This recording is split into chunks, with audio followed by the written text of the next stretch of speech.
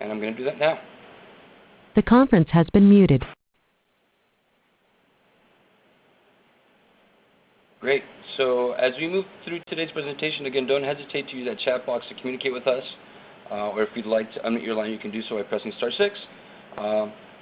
Going on into the next section of our agenda, I'm going to do some general NLAAD, who we have on the call with us. If you can raise your hand, network call you've been on. There's a function on your website where you can kind of raise your hand. If you do so, just raise your hand if this is the first NLAAD network call you've been on.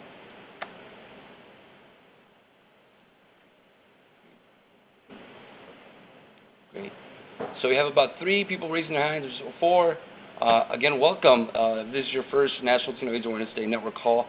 We want to make sure we welcome our partners that have been with us throughout the years. This is the 13th National Latino AIDS Awareness Day, and again, NLAAD is kind of created and fostered.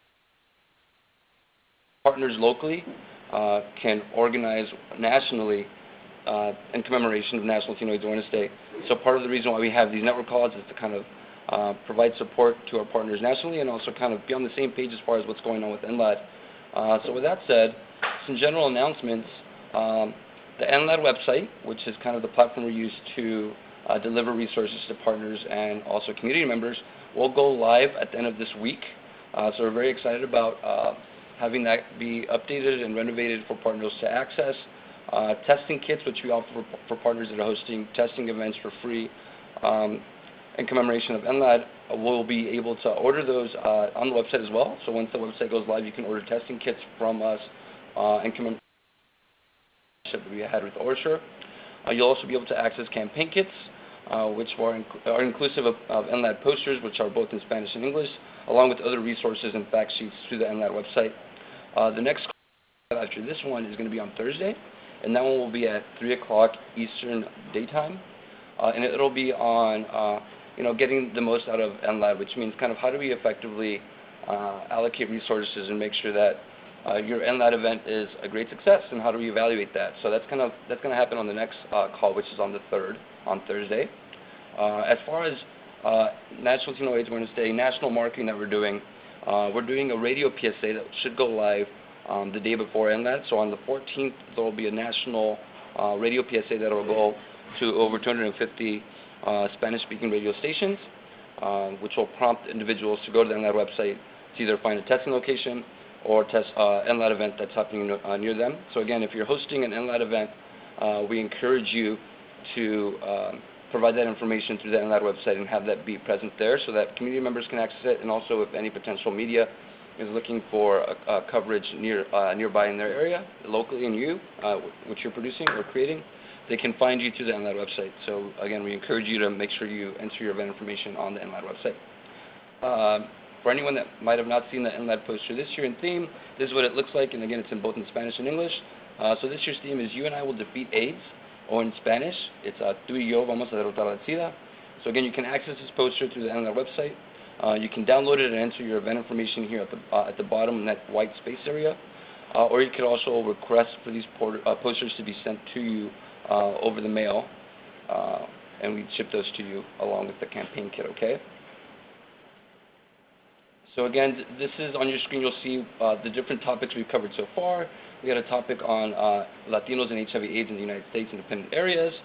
We had a network call on engaging media, hosting an NLAAD press conference, a network call dedicated to Latinos in PrEP, another one on Latinos and HIV testing, and then today's discussion will be on Latinos in the Affordable Care Act healthcare coverage. So with that said, I'm going to go ahead and unmute the lines again in case anyone has any questions pertaining to NLAAD before we get started on our topic today, okay? So I'm unmuting all the lines now. The conference has been unmuted. So does anyone have any questions about NLAAD right now before we get started?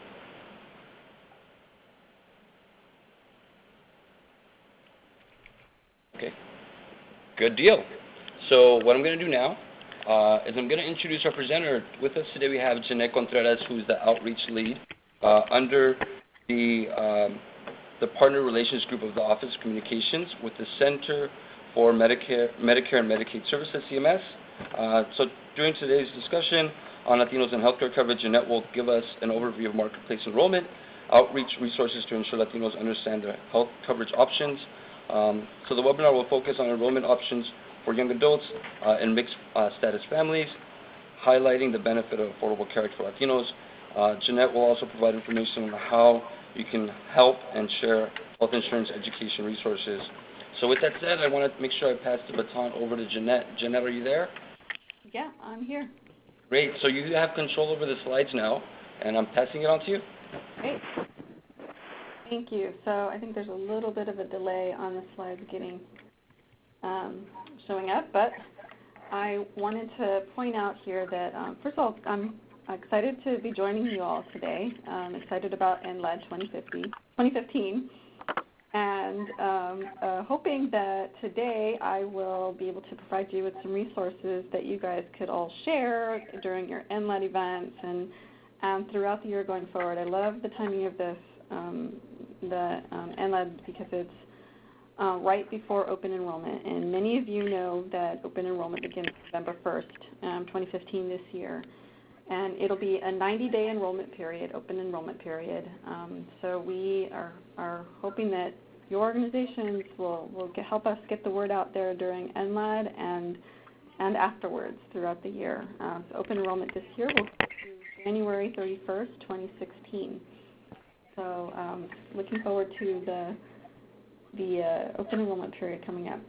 On the slide, please note that my email address is there, and that's I'm going to offer to all of you on the webinar today to go ahead and feel free and reach out to me with any questions or any. I'm going to go ahead and unmute the lines, and then make sure to unmute the lines and unmute your line to make sure that we can eliminate some of that background noise. Okay, give me 1 second. Okay, great. The conference has been muted.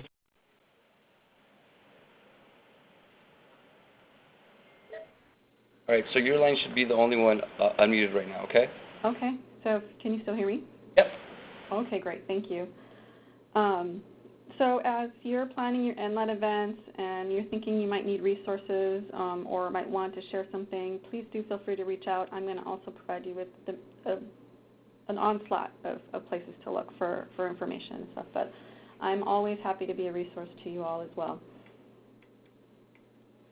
Okay, so let's get started by sort of recapping open enrollment last year, and actually all of the enrollment that we've seen during the special enrollment periods, everything since February of 2015 through June 30th. So just to give you an idea, I love to say that we have 11.7 million people and counting enrolled. We're continuing to see that number increase. Just to give you an idea of the breakdown, and then to remind folks that the federal government is operating the healthcare.gov site and only operating in 37 states. We have 8.6 million people that have enrolled using the healthcare.gov platform, and another 2.8 million in the state-based marketplaces that maybe some of you are familiar with, like Covered California or the New York State of Health. So since open enrollment, 2013, the first one, it's another interesting story to tell is that nearly an additional 12.3 million individuals were enrolled in Medicaid and the Children's Health Insurance Program that we call CHIP as of April 2015. And those are some of the more recent numbers I have access to. But it's wonderful to see that in the states that did expand, that there was more expanded access to people for health coverage with Medicaid and CHIP. And lastly here, during the special enrollment period, so this is basically as of the end of February of 2015 through June 30th, an additional nearly 950,000 consumers signed up through healthcare.gov. So that's a considerable amount of folks that have been able to take advantage of special enrollment periods outside of open enrollment, and I'll go over sort of what do those technically look like and how those worked. Another thing I'd like to share with folks is how right now we're experiencing like this historic reduction in uninsured rates. It's the largest reduction in uninsured in 4 decades. So since the ACA was passed 5 years ago, about 16.4 million uninsured people have gained health coverage. It's come primarily from marketplace young adults who can now stay on their parents' plan until they turn 26, and the Medicaid expansions. I think that to this audience of note, you might be interested in knowing that the age group with the largest coverage gains was 18 to 34-year-olds. Approximately 2.2 million people who selected a plan through the marketplace during that initial enrollment period were young adults between the ages of 18 and 34. And on the bottom of the screen here, you'll see that there are more ACA resources available at this website. I think it's aspi.hhs.gov. I hate to speak in acronyms, but if you're a data nerd like I am and you want to get and see and learn about all of the other Affordable Care Act stats, this is a great resource if you already haven't been there and don't know it well. So it's aspe.hhs.gov. One thing I did for today was I want to show you a snapshot of the two states with the largest Latino populations outside of California, which are Florida and Texas. And what I'm hoping this will tell us and show us is really how the ACA is working in the states. So in Florida, for example, over 1.4 million people enrolled or re-enrolled in the marketplace as of March 2015. And 93.5% of those enrolled with the advanced premium tax credit. Those are with the lower premium costs. And 70.5% took advantage of the cost-sharing reductions program, which helps to lower out-of-pocket costs. I'll go over both of these in more detail in a couple slides, but I just wanted you to see how these are really working, or how this is working in the states. And the uninsured rate in Florida dropped from 22% in 2013 to 18.3% in 2014. So that's great. Also, an additional 299,160 individuals gained coverage through Medicaid or CHIP. And those are as of January, so the number's a little bit larger because I'm sure that there's the data, the more recent stuff up to June that we have, but this is just what I had on hand. And if Medicaid were to expand in the state of Florida, an additional 848,000 uninsured would gain coverage. Another thing to notice that thanks to the ACA providing preventive services with zero cost sharing or zero to no out-of-pocket cost, now currently 7.2 million people, almost 7.3 million people with both private and Medicaid and CHIP, this is everyone with health insurance, has access to preventive services with no cost sharing. So that's a significant amount of people that are really benefiting from the ACA, whether they have a marketplace plan or not. And now let's look at Texas. This is incredible. So 966,412 people enrolled or re-enrolled through the marketplace as of March. 86.1% enrolled with the advanced premium tax credit. Again, those are the lower premiums. And 59.4% enrolled with the cost-sharing reductions, which was with the lower out-of-pocket costs. The uninsured rate in Texas dropped from 27% in 2013 to 24.4% in 2014. And every 0.4 counts, so I'm going to say that. Only 209,534 individuals have gained Medicaid or CHIP coverage as of January 2015. So if expanded, an additional 1.2 million uninsured would gain coverage. So that's huge. But again, the good news story here is that over 10.2 million individuals have access to preventive services coverage with zero cost sharing thanks to the ACA. So I hope that was helpful. One thing that we're noticing out in the community is that people don't exactly know how these advanced premium tax credits work and how they're able to take advantage of using the tax credit to lower their monthly premium costs. So I think it's important that I help to provide information to make this a little clearer.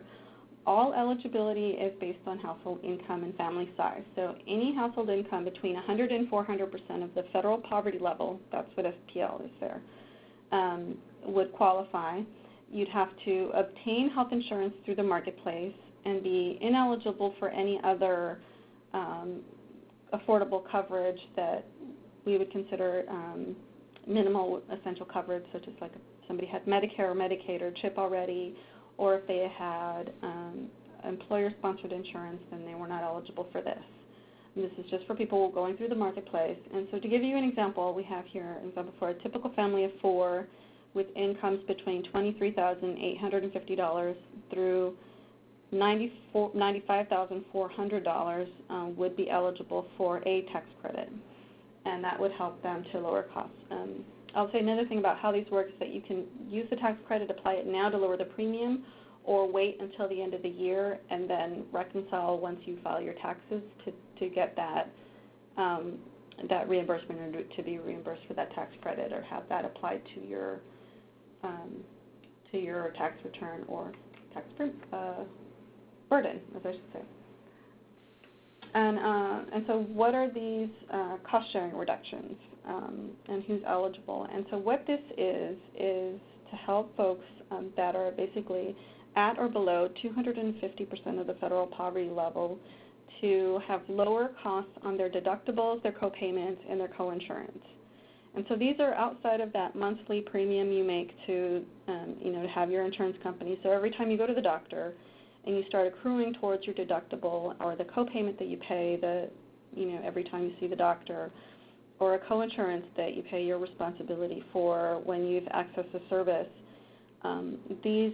this program helps to lower those out-of-pocket costs for the consumer.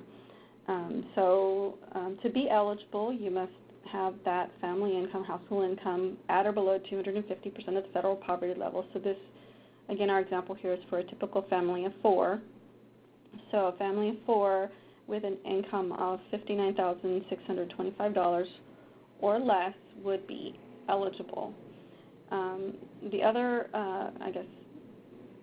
things here to be eligible is that you had to have received the premium tax credit and applied it, and enrolled in a silver plan. So those are the two caveats. And members of federally recognized Indian tribes don't have to pay they're eligible actually at or below 300% of the federal poverty level. So for those families, a typical family of 4, it would be $71,550 or less, or in Alaska, it's a little higher, I guess the cost of living is higher there, so it's $89,460 in Alaska for families of federally recognized Indian tribes.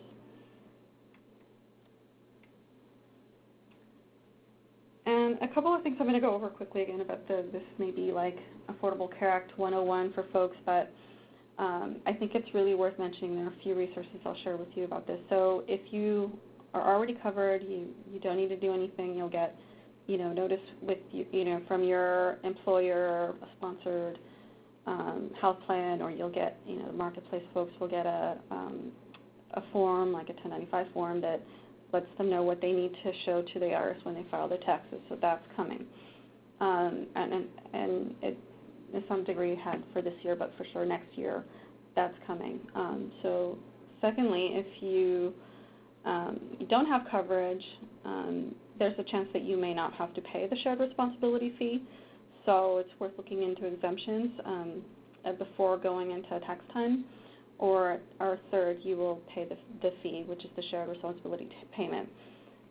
So I wanted to share how the exemptions work. So there are 2 types of exemptions you can have, and one is the IRS exemption that you get when you file your tax return with the IRS, and then there are the marketplace exemptions that you'll need to request by completing a paper application and mailing it to the marketplace. And those are for, I would say, typically for the hardship exemptions and the different sort of technical marketplace exemptions that exist. You can go to healthcare.gov for the complete list, and all the exemptions will be there, and the applications will be there. We also have an exemption tool, so it's like an online form that asks you a few questions and walks you through like finding out what or if you are eligible for any exemptions. So I wanted to share that with you. That's healthcare.gov/exemptions-tool. And great news for folks that signed up through Marketplace with Marketplace coverage, either through healthcare.gov or with an assister. They have access to free tax filing assistance. So their organizations, here are 3 places where people can go for free tax preparation. VITA is one of them. It's the Volunteer Income Tax Assistance.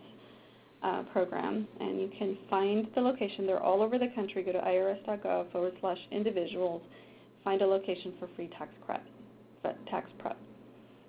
The second one is the AARP. They also have tax aids all over the country, and of course, free file at irs.gov for your federal taxes. Now let's sort of get the technical stuff out of the way. I wanted to focus a little bit on our young adult population with you all, since I know that many of you out there work with and focus on the young adults. So how this has really impacted how the ACA has really impacted the young adults is really interesting. So young adults have traditionally been the age group most likely to be uninsured. We all know that because before the Affordable Care Act, privately insured young adults were more than twice as likely as older adults to lose their coverage in the course of a year, often because they aged off their parents' plan or graduated from school or changed jobs. So before the ACA, many young adults may have not been able to find affordable coverage because of a pre-existing condition. And this is something like a little bit unknown. So up to 30 million 18 to 34-year-olds have a pre-existing condition. So that means before the Affordable Care Act, they could have been charged higher premiums or denied coverage altogether. And so while we typically think of young adults as healthier than the overall population, they are at elevated risk for a variety of health and safety risks. For example, young adults have higher rates of injury and death from motor vehicle accidents, homicide, substance abuse, sexually transmitted infections, and mental health problems. So I'm not trying to scare folks here, but many of you are probably really intimately aware of these sort of health disparities. An estimated 12 million individuals between the ages of 5 and 22 years old suffers a sports-related injury annually. So anybody without health insurance, these types of injuries could be very expensive. For example, a sprained ankle can cost over $2,000, or charges for a broken arm could average over $7,000 or $8,000 a year, or just for that.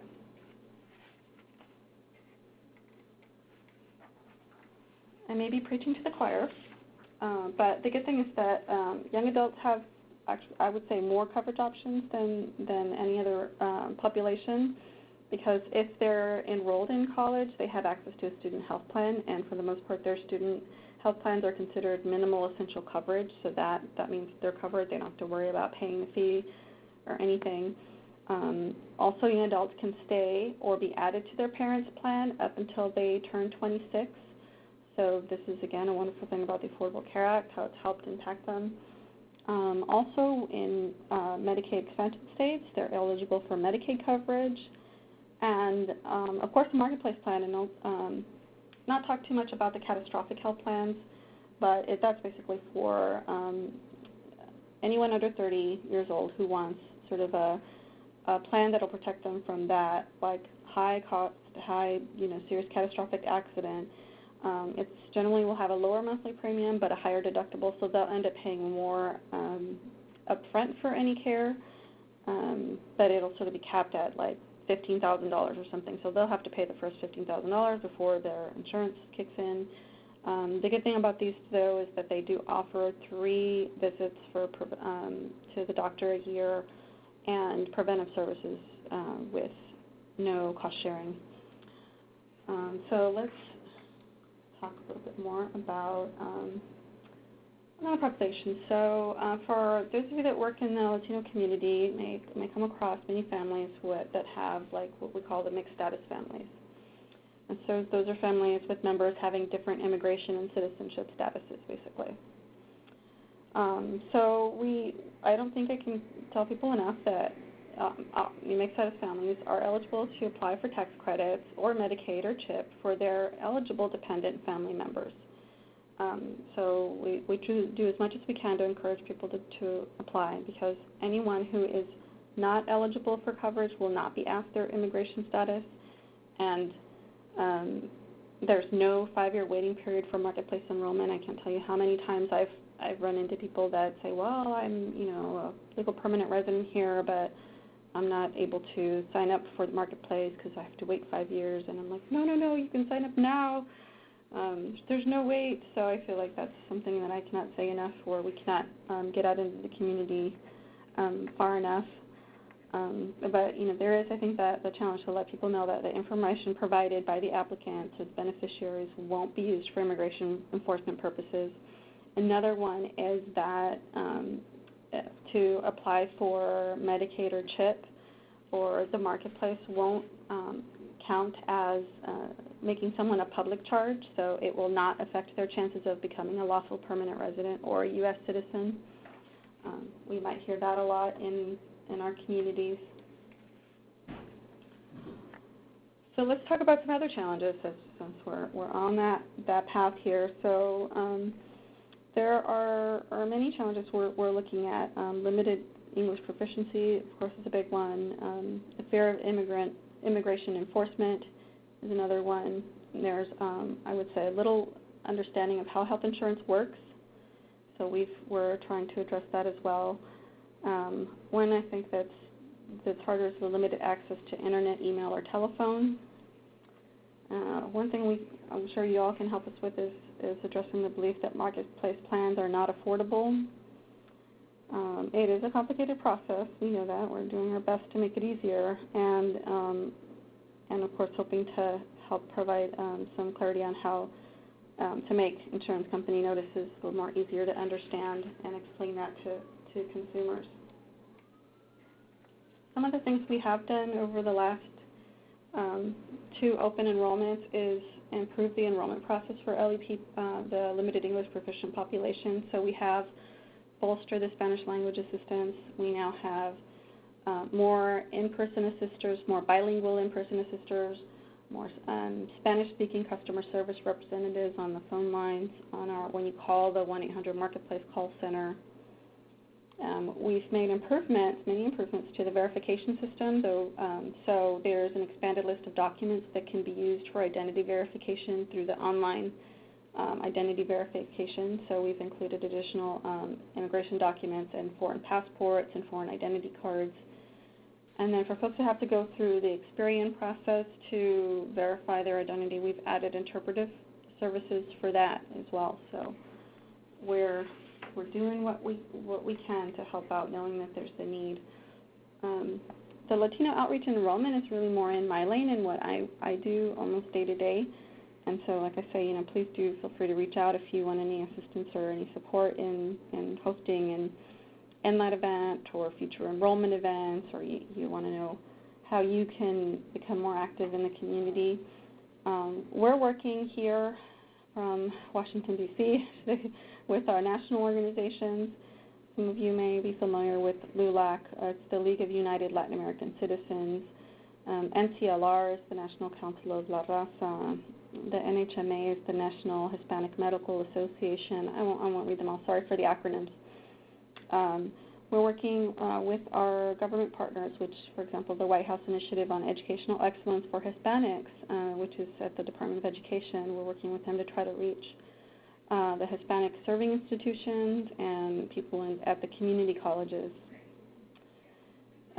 Throughout the open enrollment period, we'll also work with our partners to host enrollment summits.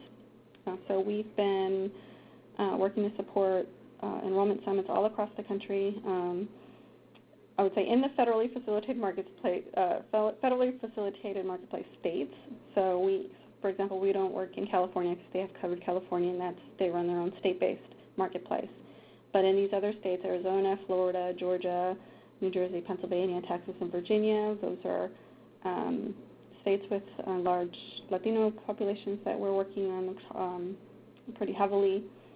And I'll say that actually during last year's open enrollment, we hosted over 5,000 local outreach events in the FFM states across the country to help drive enrollment and connect consumers with local assistance in their communities. And in terms of engaging with specialty media, in the first open enrollment, we dedicated 10% of our paid media budget for Hispanic media, and last year it was nearly a third of our media budget. So we're really working hard on these.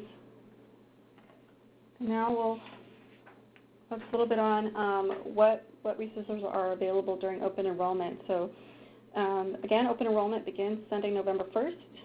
this year and runs through Saturday, January 31st of next year, 2016. Outside of that open enrollment period, if you're on your parents' plan and you're turning 26, or if somebody gets married or has a baby, we call these qualifying life events.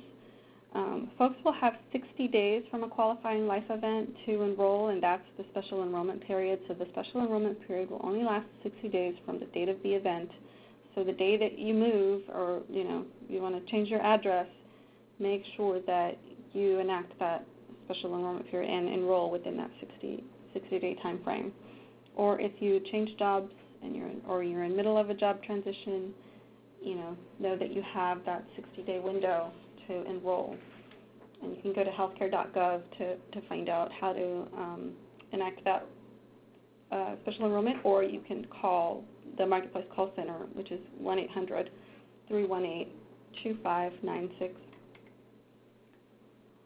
As we go into open enrollment, we have, I would say, like postcards like this. If you wanted to hand this out at your NLAAD event, it would be perfect, just to let people know there are many different ways to get covered, because people think, oh, I got to go online. Well, you don't have to just go online. You can call. You can fill out the paper application. Not recommended. But we do recommend that people go and get in-person help, particularly if they have a complicated, situation, or it's, their first time, or, this is, again, a complicated process, right? So I think that in-person help has really been helpful in getting our community signed up. I don't know how many of you are familiar with localhelp.healthcare.gov, because I know that I find a lot of the anecdotes I hear out in the community is people don't know where to go for in-person assistance in getting enrolled.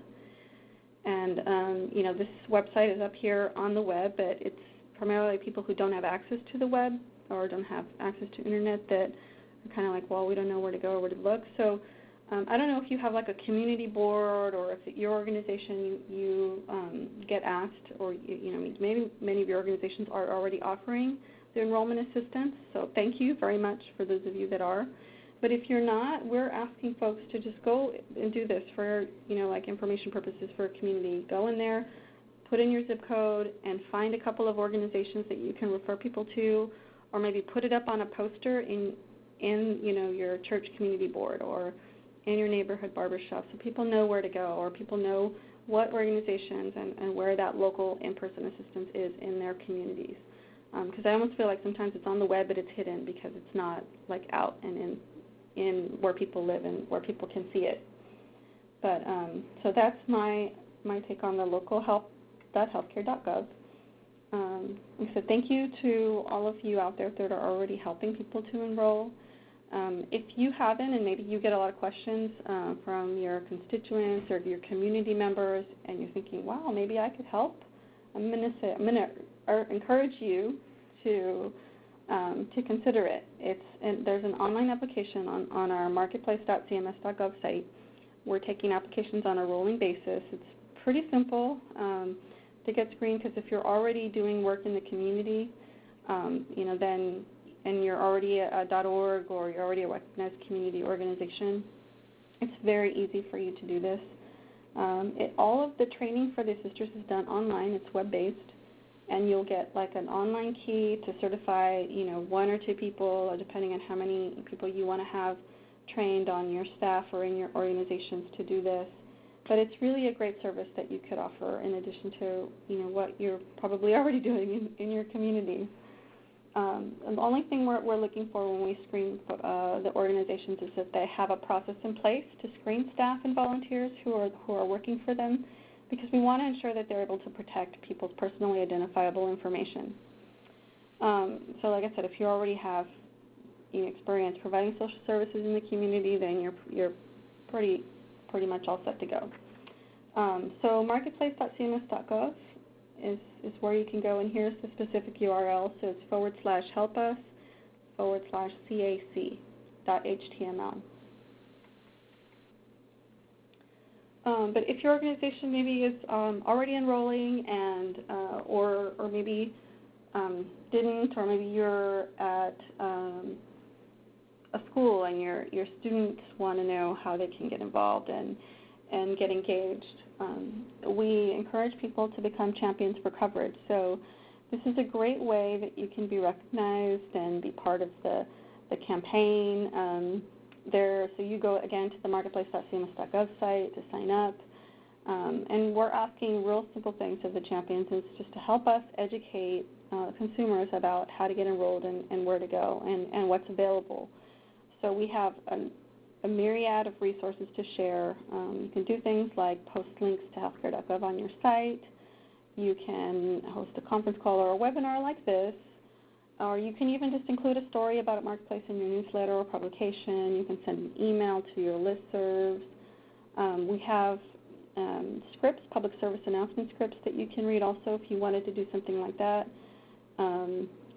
And one thing I'll highlight here is that we're always looking for testimonials. We're always trying to find stories of people who got covered and tell the good stories, So we have this site, it's healthcare.gov Connect, and it's where people can sign up to share their get covered stories.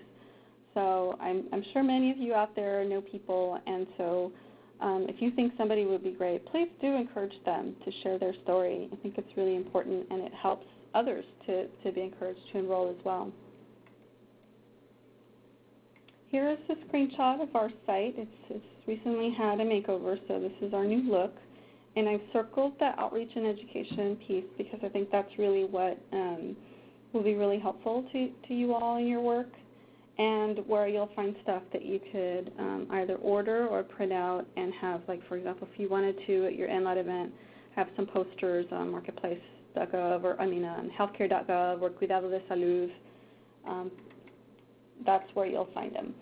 And another little known secret is that you can order all those materials online for free, because we are the federal government and we're doing all these, printing all these resources. They're not doing anybody any good if they're sitting in a warehouse when they need to be shipped out to your organizations in your communities so that your folks could have them in their hands, and they could get on people's coffee tables and get into people's dining rooms, as I like to say. So it's really easy to sign up. You have to create an account, and within 3 business days, you'll get your approval, and then after that, you can order anything. I'll just say that if you find something on that marketplace.cms.gov site that you like, and you say, okay, well, this is the poster, look for the product order number, because there's a publication number there that'll be helpful in terms of looking, because you go on here and you'll find everything from Medicare to the Children's Health Insurance Program.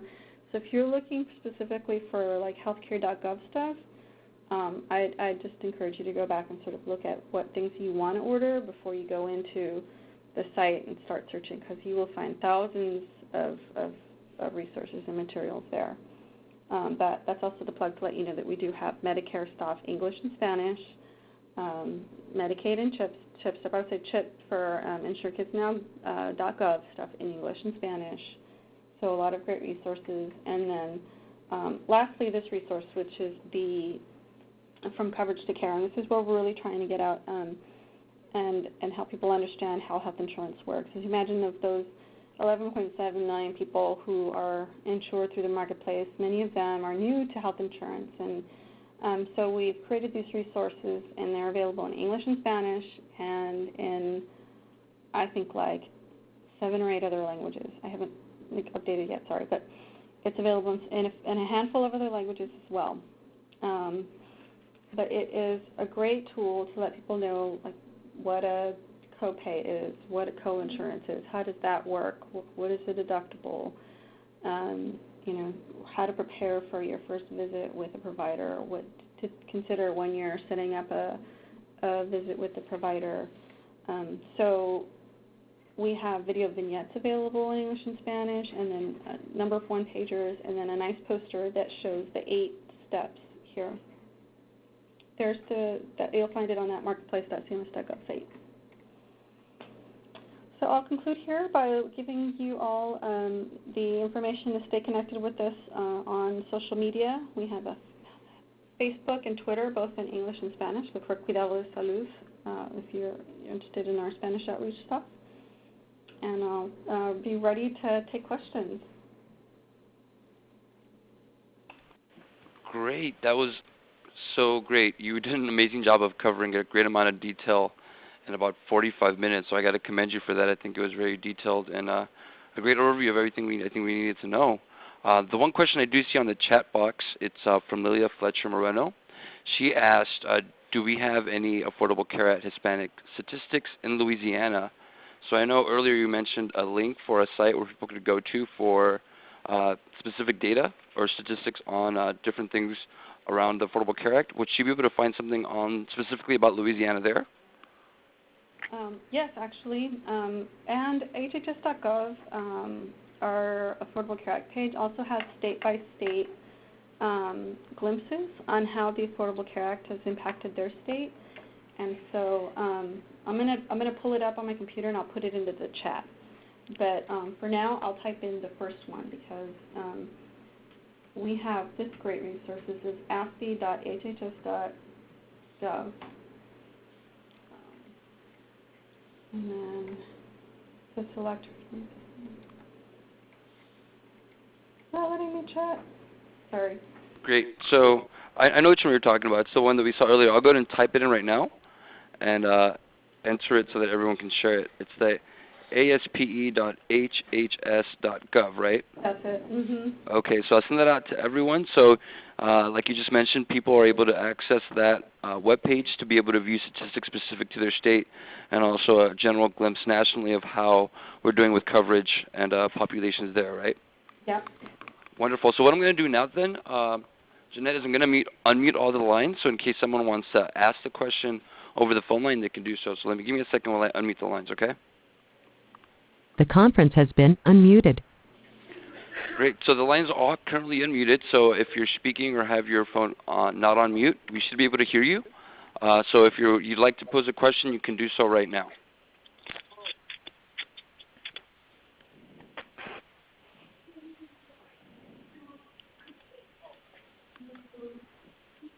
So again, I'd like to thank Lilia for her question. That was a very good question. Thank you for that, Lilia.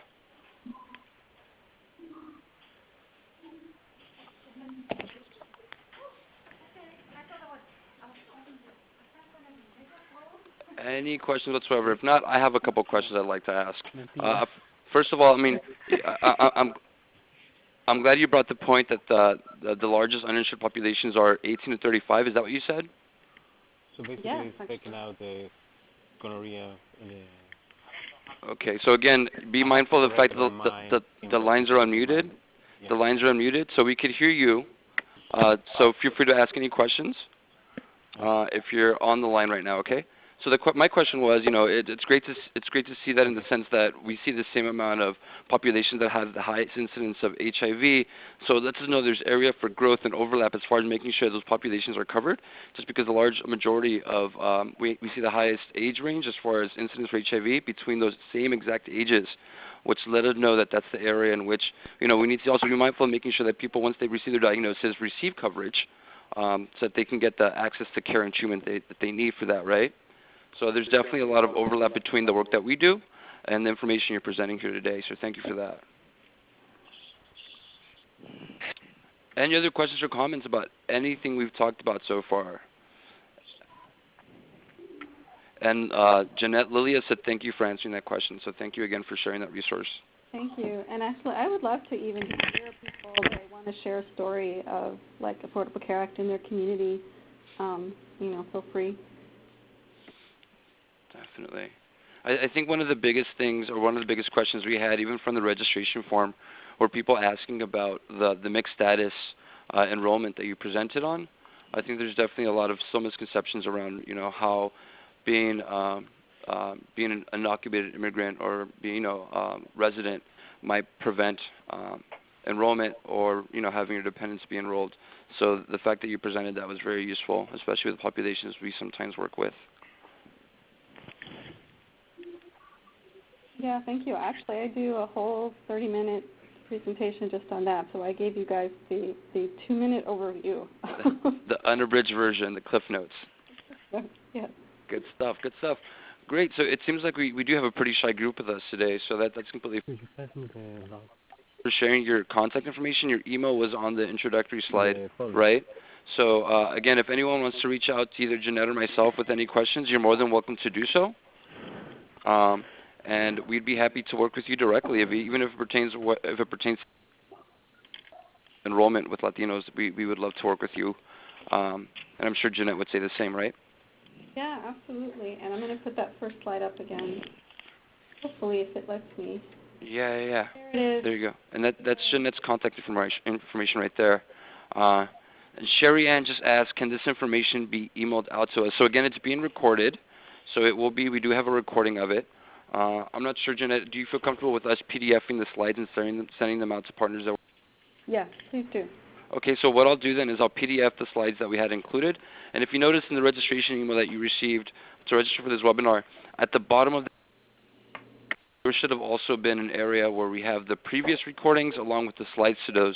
So you can also view the recording as you're going through the slides, the PDF document of the slides. So we'll do the same with this one. And again, the next call is this Thursday, and it's going to be on NLAAD and making sure you maximize your resources and how we can make sure that your NLAAD event has the highest impact possible. So you're welcome to, and we welcome you to join us on that call on Thursday. And it will be at 3 o'clock Eastern Daytime. So with that said, it's about a minute or two short of our intended end time. So we like to keep these calls within the hour. So again, Jeanette, thank you so much for a great presentation, very concise on the Affordable Care Act and resources for Latinos. So thank you for that. And we'll all be on touch. Yeah, thank you all for the work that you do as well. We really appreciate it. All right, take care. Wonderful. Take care, everyone.